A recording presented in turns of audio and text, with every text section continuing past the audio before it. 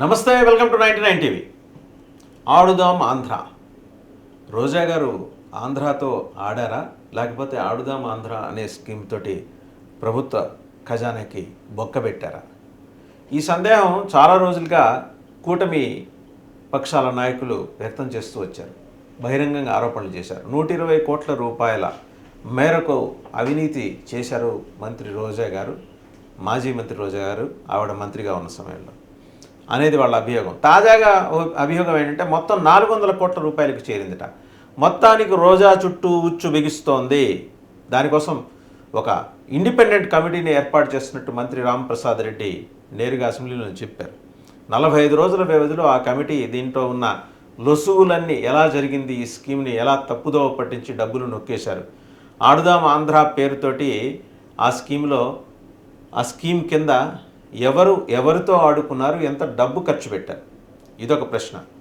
మంత్రి రాంప్రసాద్ రెడ్డి చెప్పిన 4 రోజుల వ్యవధిలో మళ్ళీ ఎమ్మెల్యే భూమా అఖిలప్రియ విరుచుకుపడ్డారు అసెంబ్లీలో. రోజా గారి సంగతి తేల్చేదాకా ఊరుకోమని చెప్పేశారు. ఆడుదాం ఆంధ్ర పేరుతోటి ప్రజలతో ఆడుకున్నారు, ప్రభుత్వ ఖజానాతో ఆడుకున్నారు, అలాగే స్పోర్ట్స్ మెన్ని ఎంకరేజ్ చేయకుండా ఆ సొమ్మంతా ఇల్లే నొక్కేశారనేది ఆవిడ అభియోగం. వరుసగా చూస్తే అంటే సీక్వెన్స్ని కనుక మనం ఫాలో అయితే అటు మంత్రులు రోజా గారి మీద దాడి చేశారు అవినీతి ఆరోపణలకు సంబంధించి, ఇటు అసెంబ్లీలో కూడా ఈ దాడి కొనసాగుతోంది. సో ఒకరిని ఫిక్స్ చేయడానికి కావాల్సిన గ్రౌండ్ అంతా ప్రభుత్వం ప్రిపేర్ చేస్తోంది. జగన్మోహన్ రెడ్డి గారి పరిపాలనలో జరిగినట్టుగా ఫలానా ఎక్స్ని అరెస్ట్ చేద్దామంటే వెళ్ళిపోయి అద్దంకిపోయిన సింగడు పోనుపోయాడు రాను వచ్చాడు అన్నట్టు వెళ్ళిపోయి వాళ్ళని పట్టుకొచ్చి అరెస్ట్ చేసి లోపలేసి తర్వాత నేలకు కరుచుకునే విధానం ఈ ప్రభుత్వానికి ఉండదు అని కుండబద్దలు కొట్టినట్టు చెప్పడం కోసమే ఇండిపెండెంట్ కమిటీ ఏర్పాటు చేశారు. గ్రౌండ్ ప్రిపేర్ అయి ఉంది ఆల్రెడీ రోజా అరెస్ట్కి సంబంధించి.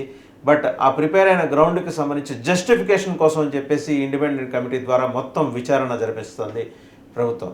మొన్న మంత్రి రాంప్రసాద్ రెడ్డి చెప్పిన, అలాగే ఎమ్మెల్యే భూమా అఖిలప్రియ గారు ఈరోజు చెప్పిన వాస్తవం ఏంటంటే రోజా గారి చుట్టూ ఉచ్చు చాలా బలంగా బిగుస్తోంది. నెక్స్ట్ రోజా అనే తర్వాత విడుదల రజని. ఇక రోజా గారి ఆడుదాం ఆంధ్ర అంశానికి వచ్చేసరికి ఇందులో ఎవరెవరు ఇన్వాల్వ్ అయ్యారు, ఈ నిధులు ఖర్చు పెట్టడంలో లేదా దారి మళ్లించడంలో జిల్లా కలెక్టర్ల దగ్గర నుంచి ప్రజాప్రతినిధుల దాకా R&B డిపార్ట్మెంట్ మొత్తం ఈ ముగ్గురు చుట్టూ చాలా బలమైన స్క్రిప్ట్ రెడీ చేయడానికి ప్రభుత్వం సిద్ధంగా ఉంది.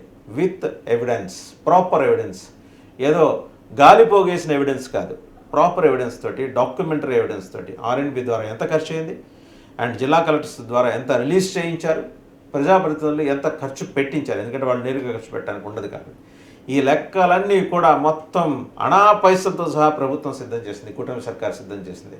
రోజా గారు మీరు తరచూ సవాల్ విసురుతున్నారు కదా, మీకు దమ్ముంటే అరెస్ట్ చేయండి, దమ్ముంటే అరెస్ట్ చేయండి, మీరు కానీ మీ నాయకుడు కానీ. మీ ప్రభుత్వానికి దమ్ము ఉంది, కూటమి పక్షాలకి దమ్ము ఉంది, వాళ్ళు 124 మంది ఉన్నారు, ఖచ్చితంగా అరెస్ట్ చేస్తారు, మీరేం బెంగ పెట్టుకోక్కర్లేదు అనేది దానికి ఉదాహరణగా అసెంబ్లీలో చేసిన ప్రస్తావనలు. ఎందుకంటే ప్రభుత్వం ఒక కార్యక్రమం చేస్తోంది అంటే ప్రాపర్గా ఎవిడెన్స్ బిల్డ్ చేసుకుని కానీ ముందుకు వెళ్ళొద్దని చెప్పేసి ముఖ్యమంత్రి చంద్రబాబు నాయుడు గారి సూచన. ఏదో గాలి పోగేసి మీ అంతు తేలుస్తాం, మిమ్మల్ని కటకటాలు వెనక్కి పంపిస్తాం, మీ చేత ఊతలు లెక్కింపజేస్తాం, ఇవి కాదు ప్రభుత్వం చెప్తున్నది. ఎవిడెన్స్ పెట్టుకుందాం. మనం ఇంతకుముందు అవినీతి ఆరోపణలు ఫలానా వాళ్ళ మీరు చేసి ఉండొచ్చు, బట్ ప్రాపర్గా అవన్నీ కోర్టులో నిలబడాలంటే ఎవిడెన్స్ ఉండాలి. ఆ ఎవిడెన్స్ సేకరించాలంటే ఇట్ టేక్స్ టైం సమ్టైమ్స్. చాలా సందర్భాల్లో ఎక్కువ వ్యవధి తీసుకోవచ్చు. ఇలాగే రోజా గారి ఆడుదాం ఆంధ్ర స్కీమ్లో కూడా చాలా ఎక్కువ వ్యవధి తీసుకున్నారు, 9 నెలలు. కానీ సరైన ఎవిడెన్స్ తోటే కోర్టులో సమర్పించబోతున్నారు. ఆధారాలు సమర్పించి మరి ఈ ACB చేత కేసు పెట్టించబోతున్నారు, CID చేత కూడా కేసు పెట్టించబోతున్నారు.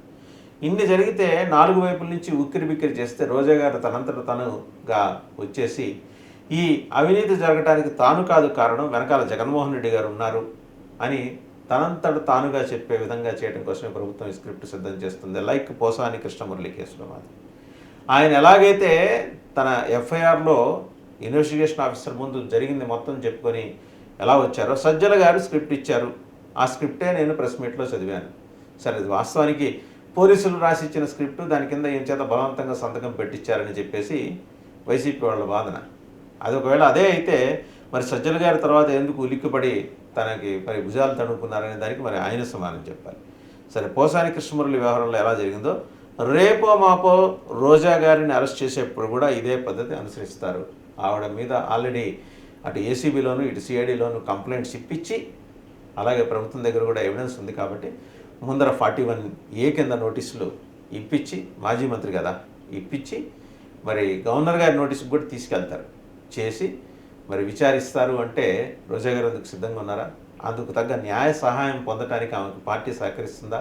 పార్టీలో ఆమెకి పెద్దిరెడ్డి గారికి మళ్ళీ పొసగట్లేదు. పెద్దిరెడ్డి రామచంద్రారెడ్డి ఎలాగూ చిత్తూరు జిల్లాలో దానికి ప్యారల్గా ఎవరూ ఎదగకూడదు పార్టీలో, అంటే ఎక్సెప్ట్ చెవిరెడ్డి భాస్కర్ రెడ్డి, మళ్ళీ ఆయన అనుయాయుడే కాబట్టి మిగిలిన వాళ్ళు ఎవరు ఎదగకూడదు, ప్రత్యేకించి రోజా లాంటి క్యారెక్టర్ పార్టీలో అంటే మనకి ఇబ్బంది అని ఆయన భావిస్తున్నారు. కాబట్టి మరి పార్టీ పరంగా న్యాయ సహాయం ఆయనకు అందకుండా చేస్తారు.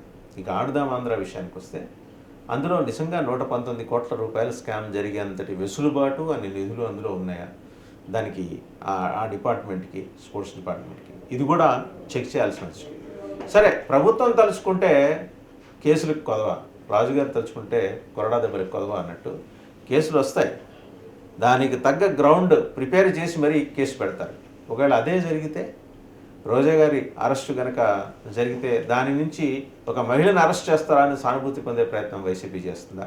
ఒకవేళ ఆ వైసీపీ ఆ ప్రయత్నం చేసిన రోజా గారు సపోర్ట్ని గ్యానర్ చేసుకోగలరా, సమీకృతం చేసుకోగలరా? ఈ సందేహాలన్నీ ఉన్నాయి. అసలే ఆవిడకి అటు యాంకర్ శ్యామలతోటి మరి ఆవిడ ఈ మధ్యకాలంలో ఎక్కువగా సెల్ఫీ వీడియోలు రిలీజ్ చేసి, పార్టీ పరంగా ఎక్కడ విడిగా మాట్లాడి సెల్ఫీ వీడియోలు రిలీజ్ చేసి ఎలా రోజా గారి స్థానాన్ని ఆక్రమించడానికి ప్రయత్నం చేస్తుందో, మరోపక్క వరుడు కళ్యాణి, ఇంతమంది పోటీదారులు ఉండగా రోజా గారు ఫేడ్ అవుట్ అయిపోయిన తర్వాత ఆమెకు పార్టీ పరంగా సపోర్ట్ వస్తుందా, లీగల్ సపోర్ట్ వస్తుందా అనే సందేహం. పెద్ద పెద్ద కేసులకి పెద్ద పెద్ద లాయర్లని పెడుతున్న వైసీపీ రోజా గారి దగ్గర వచ్చేప్పటికి మళ్ళీ ఓటమికి care of address brand ambassador అయిన పొన్నవోలు సుధాకర్ రెడ్డి గారిని నియమిస్తారా అడ్వకేట్గా? ఇలాంటి సందేహాలు ఆల్రెడీ దానికి సంబంధించి పార్టీలో అంతర్గతంగా చర్చ జరుగుతోంది. ఒకవేళ రోజా గారి అరెస్ట్ అంటూ జరిగితే న్యాయ సహాయం అందించడం కోసం ఏం చేయాలి? ఎందుకంటే అది ఇమ్మినెంట్ అని స్పష్టంగా కనిపించిన తర్వాత ఆమె అరెస్టుకు సంబంధించి కీలకమైన ఆధారాలన్నీ సేకరించింది ప్రభుత్వం అని అసెంబ్లీ ముఖంగా ప్రభుత్వమే చెప్పిన తర్వాత ఇక పోలీసులు అదే ఏసీబీఓ సిఐడిఓ సిద్ధంగానే ఉంటారు, రెడీగానే ఉంటారు. ఈ ప్రిపేర్నెస్ అంతా అయితే అడ్మినిస్ట్రేషన్ పరంగా అయిపోయింది. అటు పొలిటికల్ అడ్మినిస్ట్రేషను, ఇటు బ్యూరోక్రాటిక్ అడ్మినిస్ట్రేషన్, అటు పోలీస్ అడ్మినిస్ట్రేషన్ అన్నీ చాలా బలంగా ఉచ్చు బిగుస్తున్న క్రమంలో రోజా గారికి సఫకేషన్ తప్పే పరిస్థితి అయితే లేదు. ఒకవేళ అరెస్ట్ అయితే ఎప్పుడు అవ్వచ్చు? 20వ తేదీ లోపలే అవ్వచ్చు. ఇప్పటిదాకా మనం థంబ్నెయిల్స్ చూస్తూ వస్తున్నాం. రోజా ఇంకో గంటలో అరెస్ట్, ఇంకో అరగంటలో అరెస్ట్ అని. అవన్నీ నిజం కాబోతున్నాయి. గంట అరగంట కాకపోవచ్చు, కానీ 20వ తారీఖు లోపలైతే ఆమె అరెస్టు ఖచ్చితం అని చెప్పేసి ప్రభుత్వ వర్గాల నుంచి అందుతున్న స్పష్టమైన సమాచారం. పోలీసు అధికారులు కూడా కొందరు ఈ అంశాన్ని రూఢి చేస్తున్నారు. ఆడుదాం ఆంధ్ర అని అసెంబ్లీలో ఇంత ప్రముఖంగా ప్రభుత్వం ప్రస్తావించింది అంటే అక్కడ రోజా టార్గెట్ అనేది స్పష్టమైంది. చూద్దాం మరి వైసీపీ యాక్షన్ ప్లాన్, అలాగే కూటమి గేమ్ ప్లాన్ ఎలా ఉంటుందో మరి.